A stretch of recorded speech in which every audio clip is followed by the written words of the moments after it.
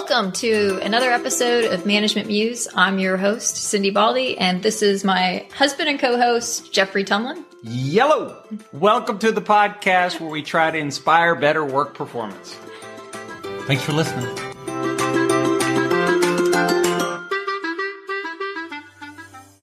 All right, welcome Management Musers. Got our good friend Dan Schmisseur here talking about ideas on this episode of Management Muse. We've got Dan here because more than anybody we've ever met, he is a fountain of ideas. I met him years ago when I got my PhD with his wife. She was the funny story. His wife, we'll have her maybe in the next season. Yeah. Mm-hmm.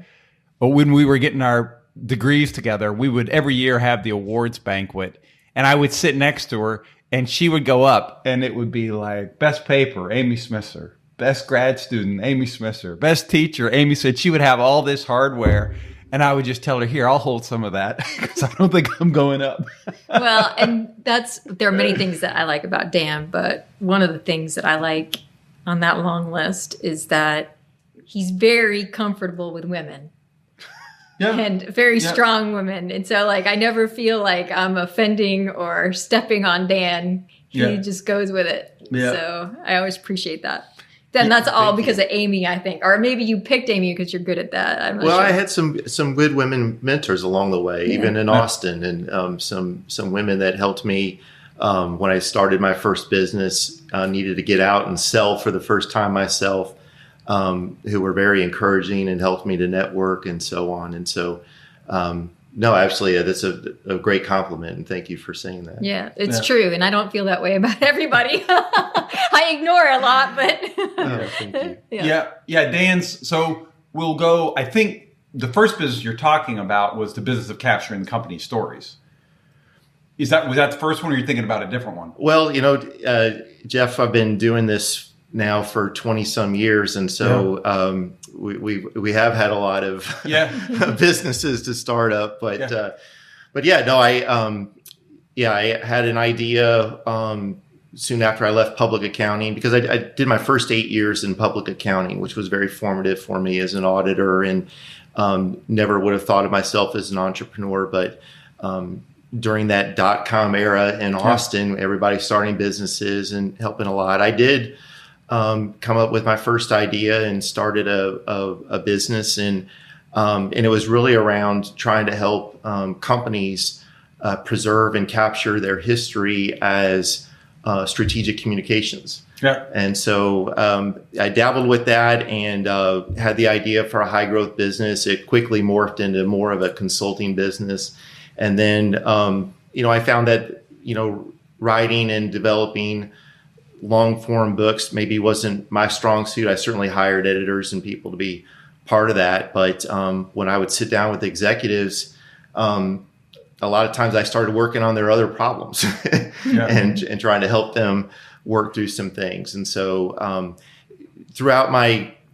since leaving the CPA world and going out on my own in the last 20 some years, most of the time I've been in the consulting realm, and with my business partner the last 15 years, about half the time we've been working on specific client projects. About a quarter of the time we're helping venture capital funds take advantage of programs related to our core business, and about a quarter of the time we're working on our own startups, and so there have been a few of those along the road. I want to make sure that the listeners know. So here's why we have Dan here, for a ton of reasons. But of all the people we know, he probably not. It's not just that he has the ideas, but that he actually runs them down.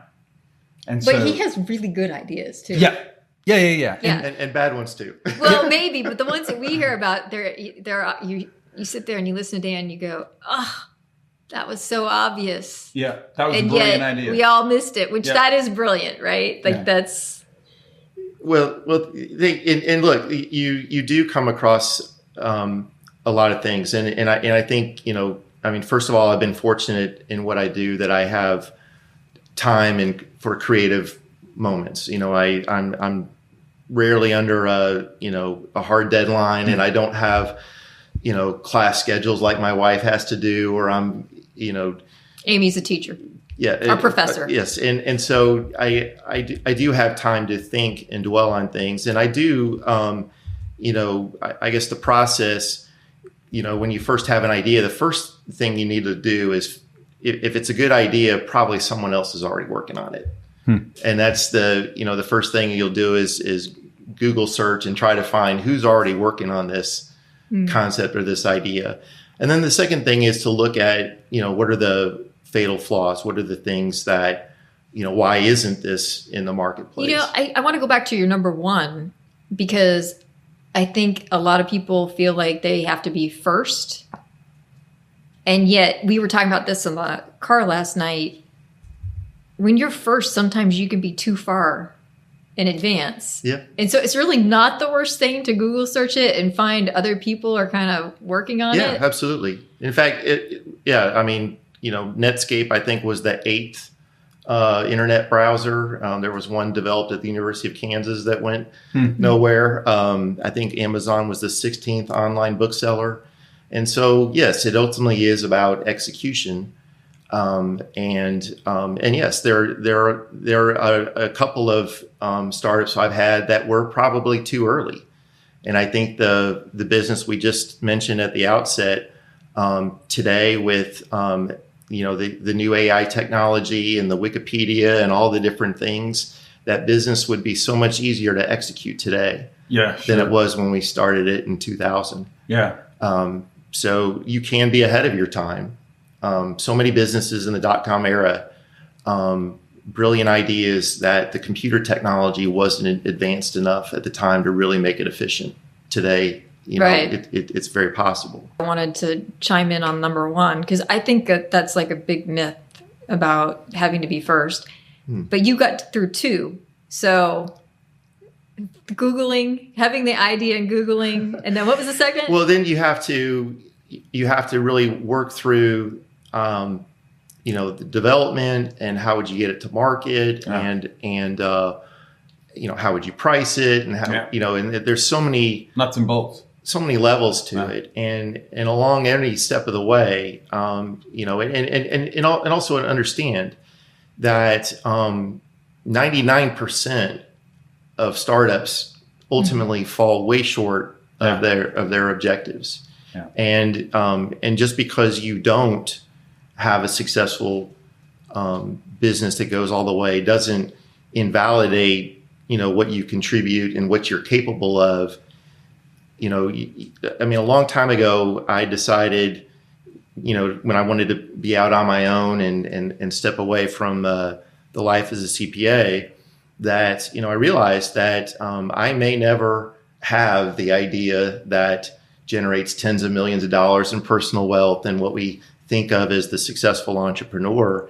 But, the pursuit of it and being in the game was, really about how I wanted to self-actualize my career. And I know many entrepreneurs that I truly respect that have, like me, been able to make a career and, still support the lifestyle and the 4 kids and be very comfortable. Yeah.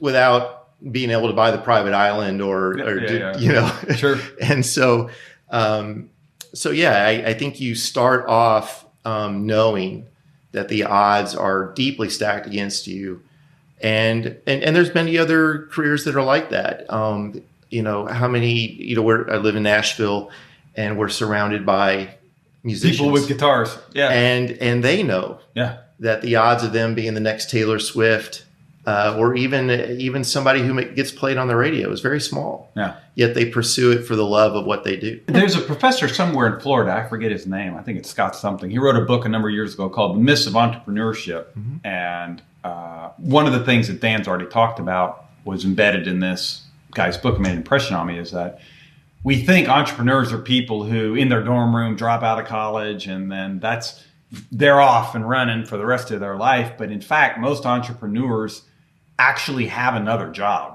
Mm-hmm. And they wait until they can run it kind of in parallel. And so I'm still doing my other job. I'm still getting paid. And then I have this idea and I start a little bit here, a little bit here, a little bit here. the Adam Grant in the book, I think it's either Give and Take or Originals, talks about it was Originals. Warby Parker. Yeah, it was the Originals. eyeglass company. Same thing. But except for that he also points out that it wasn't just having things that you were doing and doing it on the side and building it, but also, the partnerships. Like, I think there were 4 of them in total. And so, it's just multiple houses' resources going into it while everybody's part-time in it. That a lot. Now, you have to be careful because you're lucky with Eric, but if you get a bad business partner, it's the same thing as a divorce. Oh. And equally as devastating financially. No question. I'm very fortunate with my 2 partners in life, Eric on the business side, Amy, that they are very tolerant of me and forgiving. But yes, entrepreneurship is, one of the myths, I think, is that they go all for broke and put all the chips into the stake. And the truth is that most successful entrepreneurs have safety nets. Yeah. Michael Dell, both of his parents were doctors. I'm pretty sure Mark Zuckerberg came from a wealthy family, and Bill Gates came from a wealthy family. Sure. And pursuing ambitions through entrepreneurship is often not as accessible for people from socially, economically disadvantaged backgrounds. Yeah. Because their parents aren't backstopping them, or their wife they just may don't not have be a buffer. backstopping them. They just don't have a buffer. It's just a whole new set of challenges. And in a society, we don't think enough about the equality of opportunity.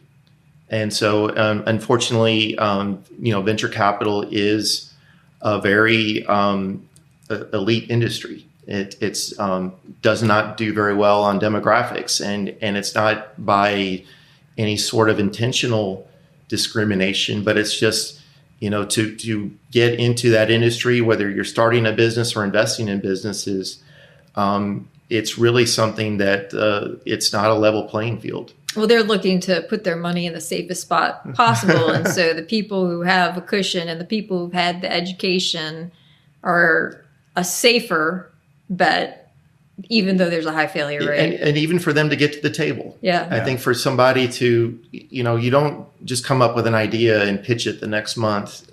Usually ideas are 6 months to a year in development before they're even ready for a first discussion, even with an angel investor, and to be able to have that type of time and focus is something that you have to be in the right place financially.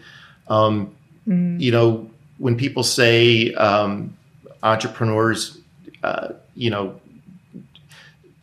they say they never give up, right? And the truth is that from time to time you have to set things aside. You have to put them on the back burner. You have to work on different things. With all the business I've started, I've still got in the back of my mind, someday I'm going to pick that one back up. But being an entrepreneur is about never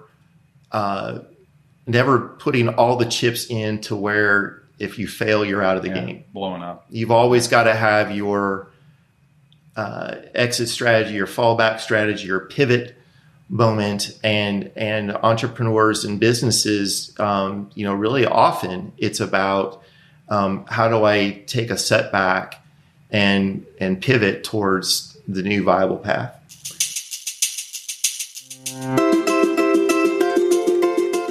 Hello, Musers. Now it's time for commercial break. Time to ring the register. Time to ring register. All right, management musers, want to talk a little bit about, a lot of times we go out and do presentations, sometimes short, 30, 45 minutes for a keynote, sometimes a little bit longer, half day, full day. We've got, believe it or not, we counted the other day, 68 different topics. And that's just the ones that we came up with off the top of our heads or through gigs. Sure. And so you got a problem, we got a presentation. That's right. If it's a management problem or a communication problem. Yep. The small stuff, the short stuff we'll do, certainly that's more of the traditional approach to teaching a class, but the longer stuff, half day, full day, very interactive, designed to get your people talking about whatever the idea is that you need. ideas, creativity, innovation, conflict resolution. What else do we cover lately? Persuasion, resilience, all kinds of stuff. Yep. Stress. Yep. If it's related to management, leadership, or communication, we've got a topic on it. Love to have you talk with us. You can find us at ondemandleadership.com. ondemandleadership.com. It's long, but just say the words as you type it out. ondemandleadership.com. Let's talk about some of your ideas. Best idea that you've ever had that went nowhere. Okay. Yeah. I was going to say. Yeah. We don't want to just do the boring. We want to do the fun stuff. Best idea you've ever had that went absolutely nowhere. Yeah. And then a marginal idea that you're like, hey, I got this thing. Yeah, I didn't think it would. Yeah, I didn't think it was going to go viral. And it took off like lightning. Well, so the best idea that didn't work was not that long ago, and we started off where we were asked, as it often happens, we were asked to meet with an entrepreneur who had been working on an idea for a long time and had not been able to make the progress he wanted. And this was actually a commercial roofer. Okay. And my partner and I had never do nothing about the commercial roofing industry. I've still accountant. never been on a roof. But he had this idea that commercial roofs wear out faster than they should because they're not maintained in the right way. And his concept was, if I owned the roof, the roofer said, if I owned the roof, I would take care of it and I would make it last twice as long. Wow. And so he wanted the idea of So we're talking about like roofs go out in 15 years, but they could last for 30. Well, yeah. And there are, sorry, but I'm going to jump in here because we had this conversation. They're often under warranty for 30, but that warranty is so picky. It's designed that you won't be able to do it because you won't have done this, that, or the other. Yeah, right. That's right. You're supposed to do X, Y, Z, and you haven't done X and Y. That's right. Yeah, and these problems are ubiquitous and every well known. Yes, yeah. And so there's a legal challenge. You can't really own a roof separate from the building. Yeah. Mm-hmm. But we came up with an idea on how to make it work, and the concept is more. It was like fleet management, to where and not for an individual roof, but you would go to a major company like a Kroger or a Walmart, with thousands of roofs and whole teams that manage contractors doing these roofs. And what if we entered into an economic transaction where we had the financial risks and rewards of how long the roofs? So we would fix their cost. They would pay the flat rate, and we would replace the roofs that needed replaced and maintain them in the right way. And then if we're able to make them last longer as a portfolio, then we would share that savings with the client, but then we would also achieve those rewards, right? Yeah. The challenge then comes in the execution.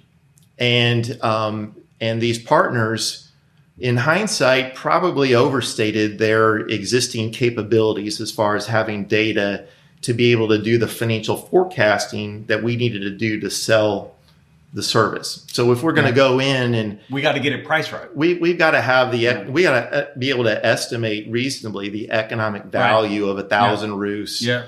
And so we know how much to charge the client. We know about how much we're going to pay, what the overage is going to be, what percent we get, what percent goes back to the client, and so forth. So another one of the frustrating things is the potential clients don't have that data. Yeah. But it wasn't as accessible and manageable. And so a year into it, my partner and I realized we needed to pivot and become more of an information technology company that would be able to get that data, to have the systems to. And it's amazing what you can get from Google Maps and other databases. And so it was a very viable model, but to execute on it, we needed to raise now $5 or $10 million of venture capital. And to do that, our client, was going to get diluted. Was going to give up control of the business. Yeah.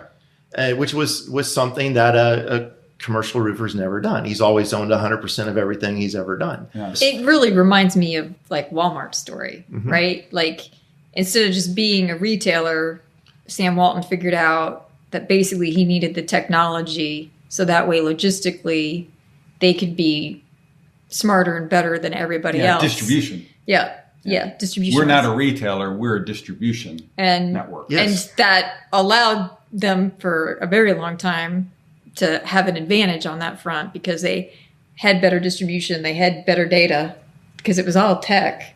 Yeah. And, obviously built an empire. Yes. And so, I think there's a good analogy between what you were trying to do and this, because it's not like Sam was like, hey, we're not going to open up any retail stores. He's like, we're just opening them up with basically a more efficient system. Yeah.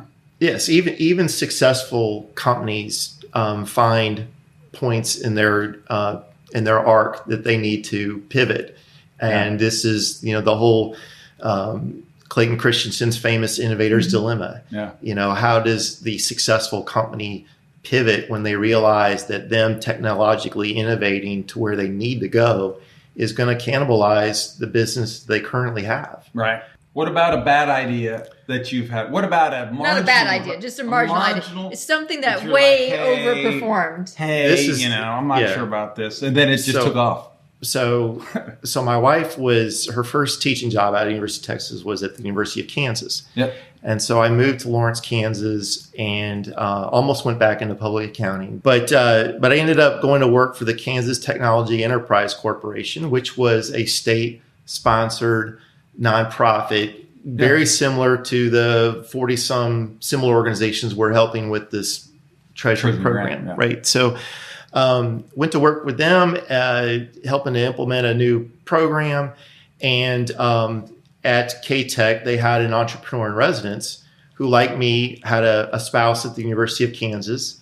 And but he was more the inventor idea, and he with a very technology orientation, and he would spend a lot of time with faculty, with inventors and at scientists at the University of Kansas, who in universities have a real challenge commercializing innovation. They do. And he was a strong idea bird dog who would help them develop it, and was working with a colleague of his wife in the pharmacy school on some interesting drug delivery technologies.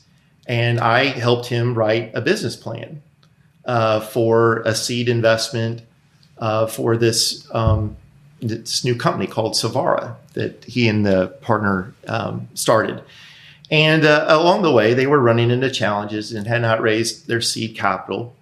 And I got a call out of the blue from a long-time friend from Austin, Rob Neville, who had started and sold a very successful technology company during the dot-com era and had spent the last 8 years self-actualizing with his family and his church and doing things. And he called me up and said, Dan, after 8 years, I'm ready to do another startup. I have no idea what I want to do.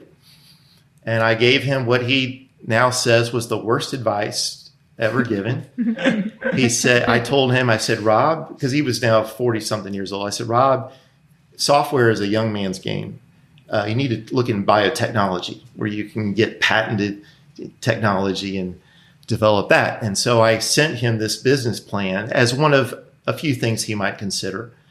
Long story short, he traveled up to Kansas, met the entrepreneur, the inventor, invested $150,000 of his own money, became the executive chairman. Over the following 8 years, raised tens of millions of dollars of angel investment, some venture capital, took the company public, literally rang the bell on the New York Stock Exchange or NASDAQ or whatever it was. Yeah. And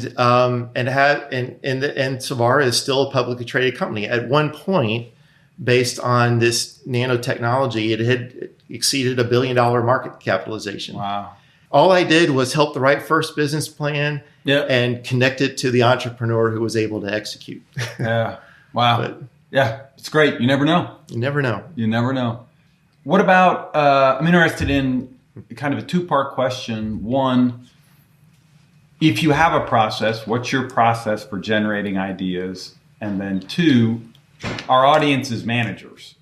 And so how would you encourage managers Because you did say that even in a big accounting firm, there would be opportunities. No, I have a good story I want to share about that. But for me, idea generation is never an active thing. It's a passive thing. I'm not like a songwriter under a deadline. I've got to get an album together. I need 3 more songs by this weekend.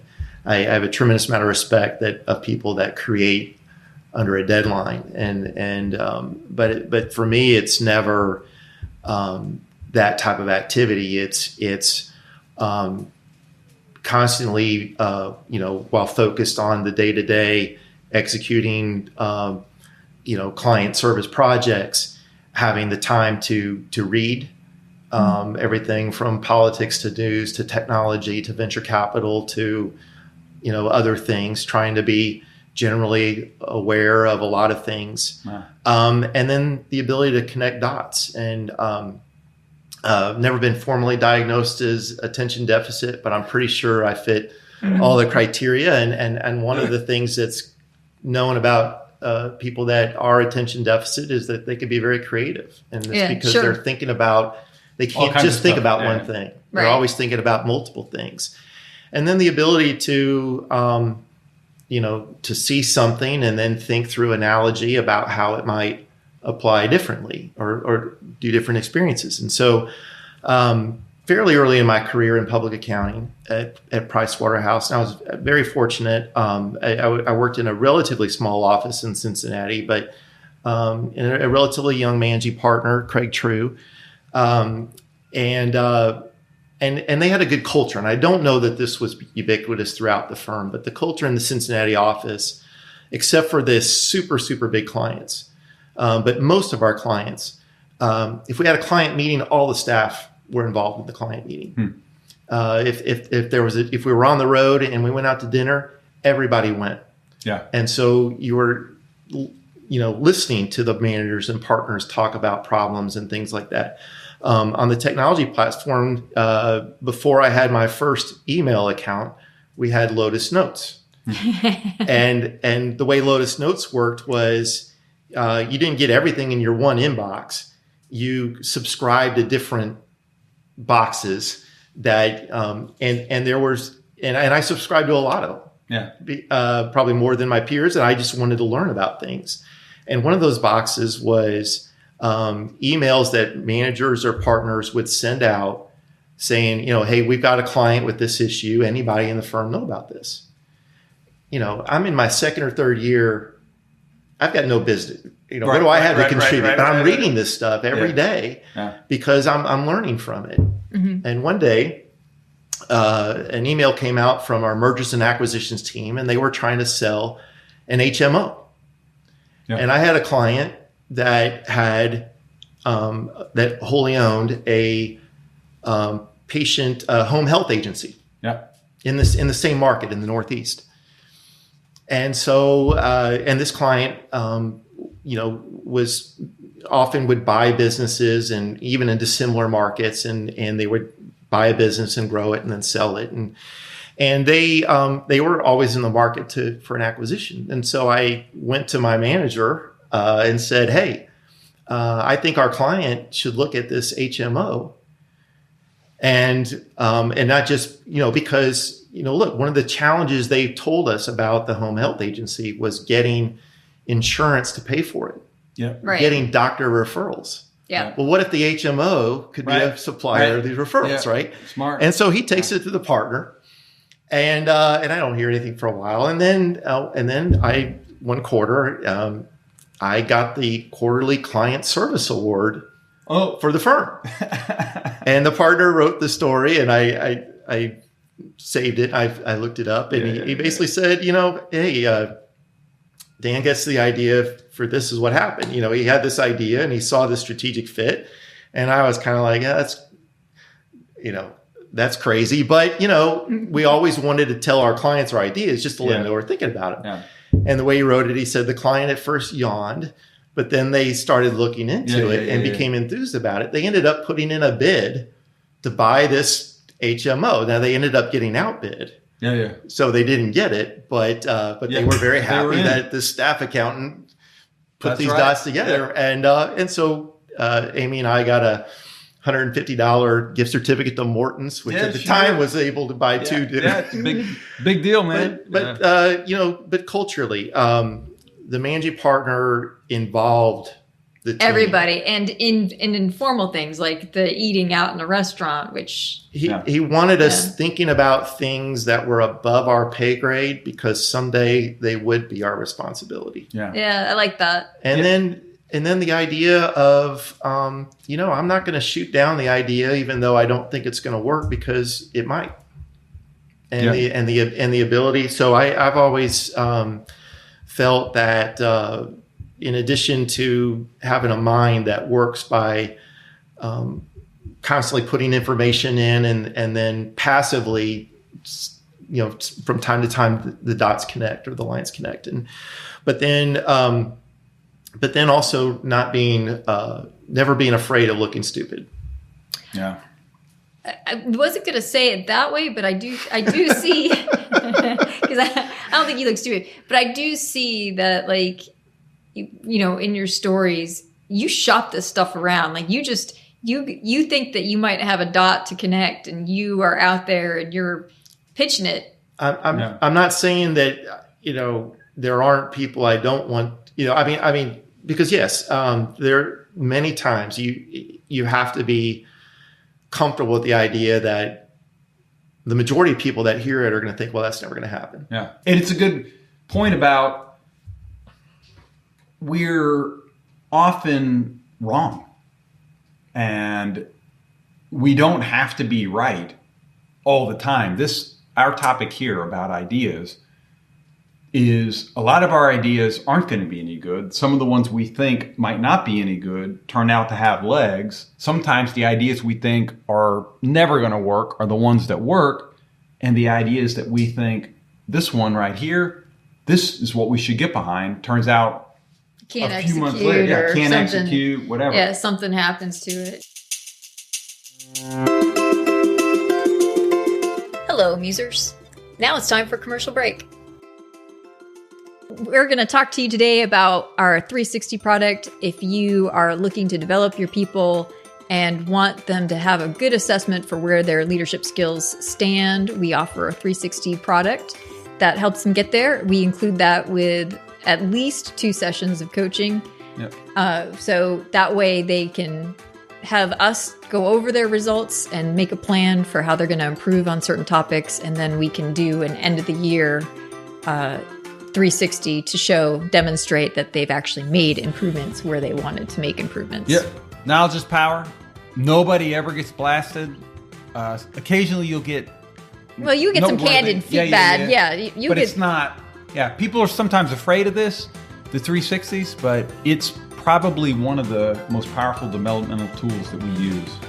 And we do it in almost all of the long-term projects that we're on. Mm-hmm. And so if you're interested in helping your people get a little feedback and figure out what they want to change, 360 feedback, culture.com, CULSURE.com. Culture.com. Call us.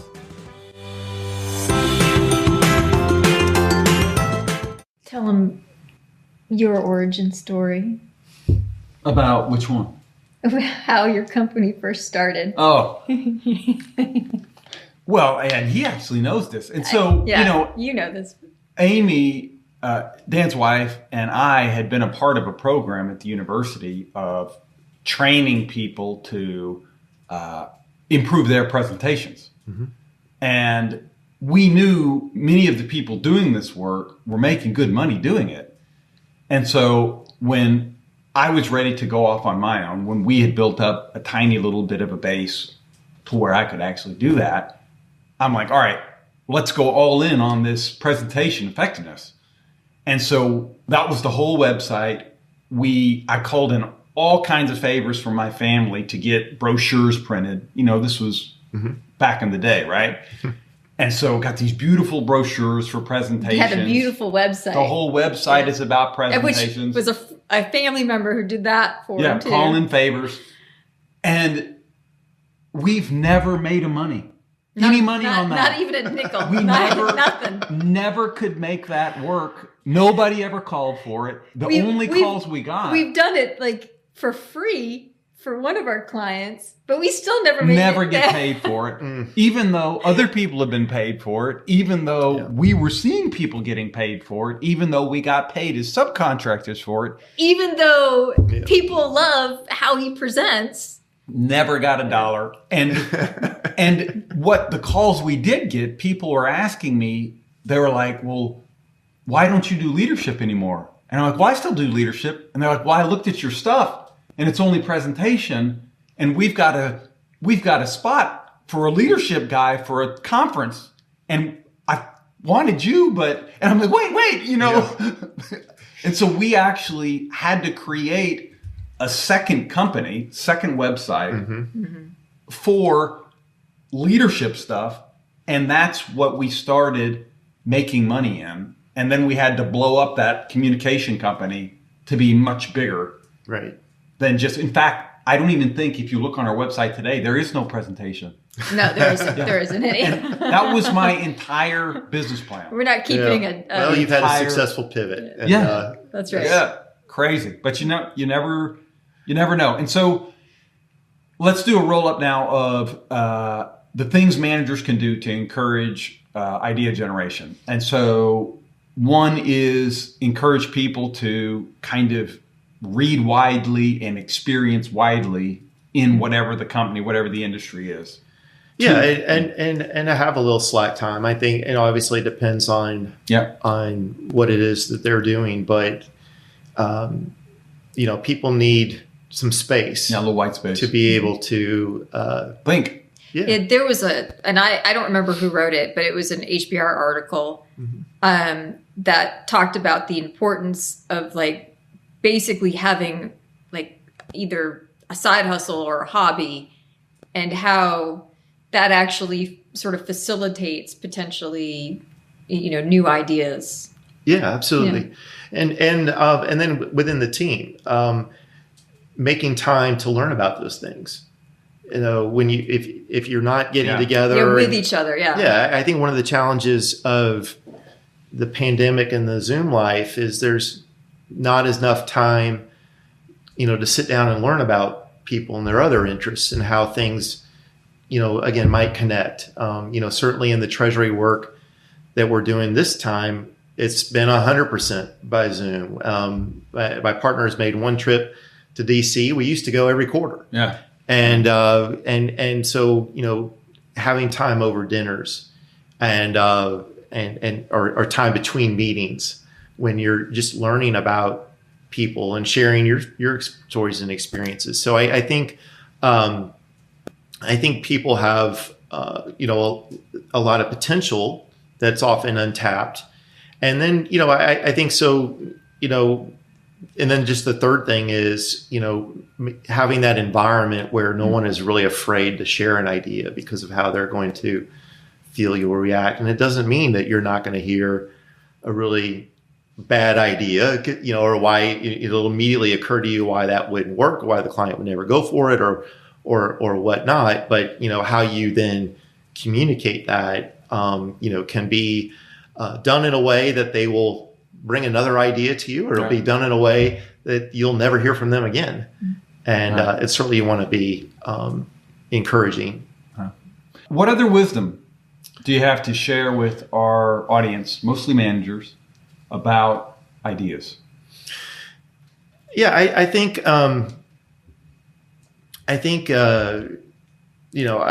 obviously we talked about ideas without execution. The idea itself is worthless. You can always look back at an idea that was successful and say, but for that idea, the execution wouldn't have happened. But I still firmly believe 100% of the value creation is from the execution side of it. And I think no matter what industry you're in or where you are, I think that innovation is there's a lot of small innovations that are problem solving, that are things that are very valuable, and so I think you want yourself and your team to be exposed to a lot of things, to have that creative time, bringing in people from other industries. When an engineer spends a day in a hospital, They think of some process things that maybe you wouldn't have thought of. Yeah.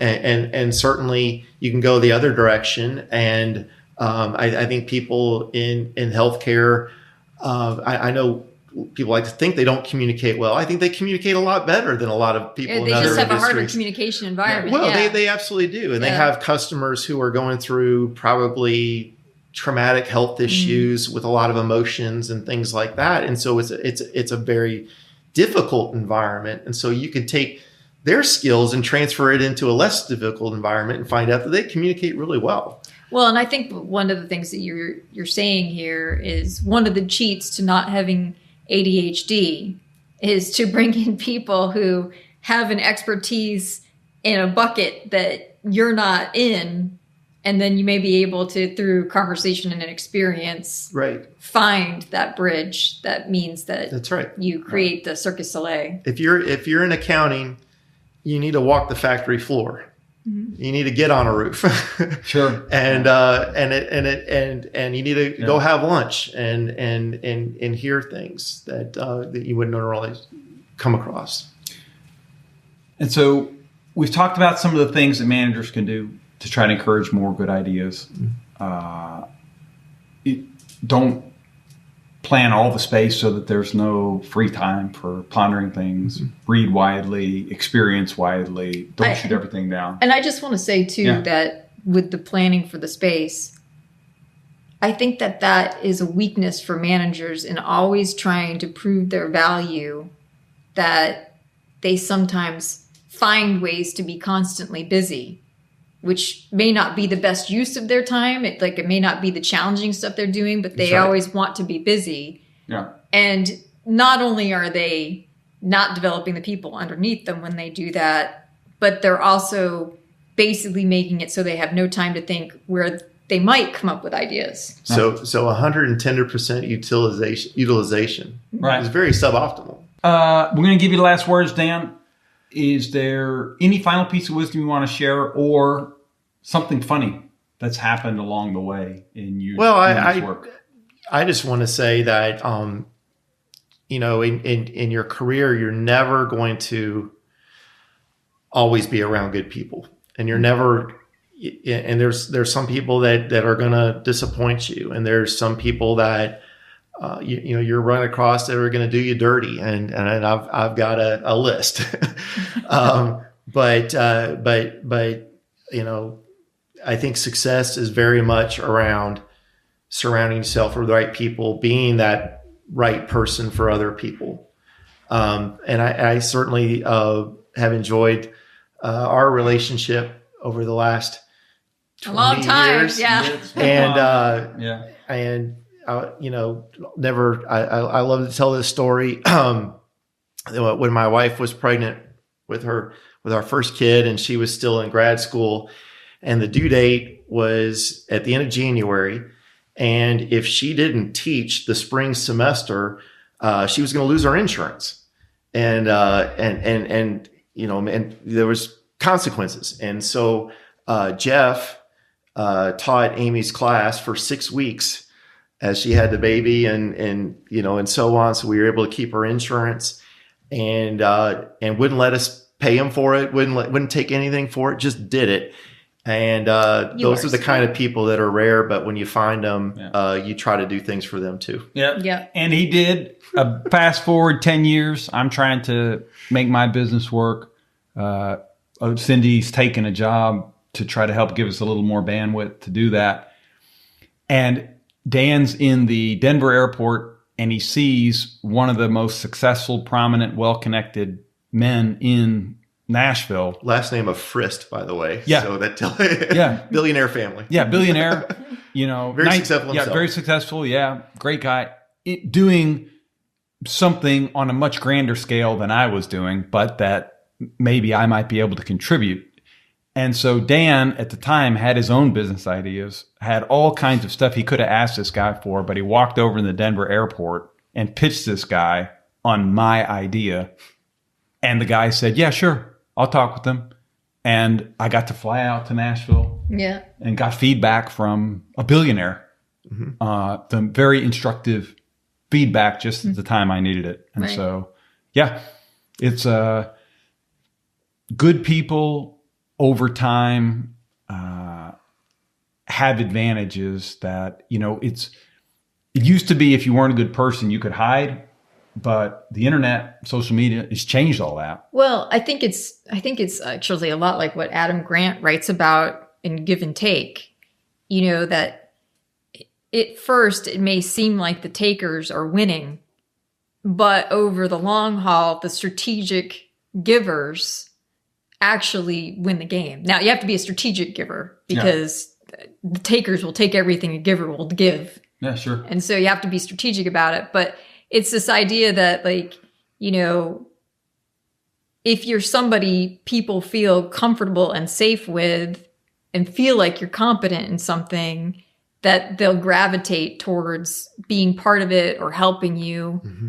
Whereas if you are known to not be safe, eventually people will find that out and not want to do things with you. And look, we're not promised fairness in this life for sure. And certainly, I know some people that I don't respect because of things that they've done that have been very, very successful, but that's, you have to decide how you want to live your life and how the kind of person you want to be. And I generally find that, I try to surround myself with good people. I try to be a good person for them. And I think that that's really the best advice I can share. Wonderful. That's wonderful. Thank you, Dan. Thank you, Dan. This has been fun. Thank you. Yeah, thanks for coming out. You. Thanks again for joining us on the Management Muse. We appreciate likes, stars, downloads, shares, and subscriptions. For more information on the resources that help us generate this content, check out the reference material in our show notes. Special thanks to Rebecca Henley, Abby Ariano, and Ariel Villafane. Thank you. See you next time.